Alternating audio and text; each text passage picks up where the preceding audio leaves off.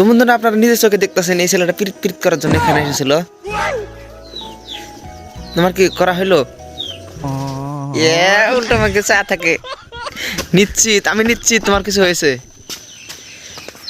হ্যাঁ আমার হয়েছে, বাংলায় ধরেছে তারপরে ছেড়েছে।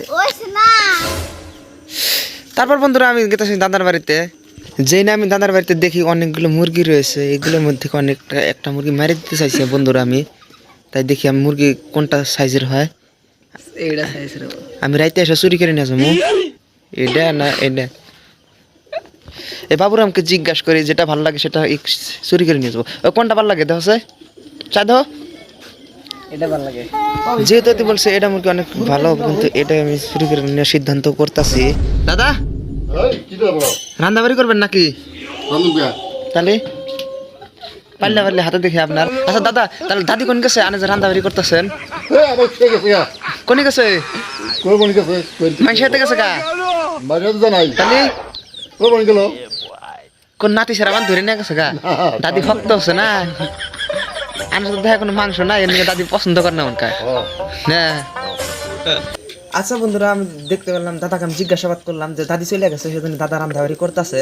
তো দাদার সঙ্গে দাদির সঙ্গে দাদা আর কি পাইরে উঠতে পারে না, সেজন্য দাদি চলে গেছে। তো পরবর্তী আমরা আরো দেখাই। তো দাদা আপনি এখন কি করবেন? রান্নাবাড়ি করবেন নাকি? দাদা আপনি মিথ্যা কথা কেন বলছেন? আনেন না গেল নাকি?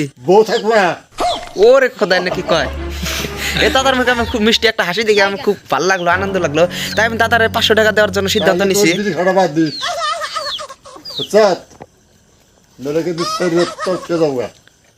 ছেড়ে থেতাও কামাক কিসের নিকে? ও তাই আর কি, তাই নাকি? ও বাবা, দাদা আমার দামিটার কথা কইছে, যেহেতু আমার খুব হাসি পাচ্ছে, তাই দাদাকে আমি 500 টাকা দেওয়ার জন্য সিদ্ধান্ত নিছি। সেই ভিডিওটা দেখার জন্য লাইক এবং সাবস্ক্রাইব করে রাখবেন, আর কমেন্টে লিখে যাবেন পার্ট 2। পার্ট 2তে আমরা দেখাবো দাদাকে আমরা কীভাবে সাহায্য করতে পারি। দাদা দাঁড়িয়ে রয়েছে, এই দাদা রান্নাবাড়ি করতে পারে না, বয়সও হয়ে গেছে, দাদার একটা দাদি দেখার ব্যবস্থা করতে হবো। তো ধন্যবাদ সবাই।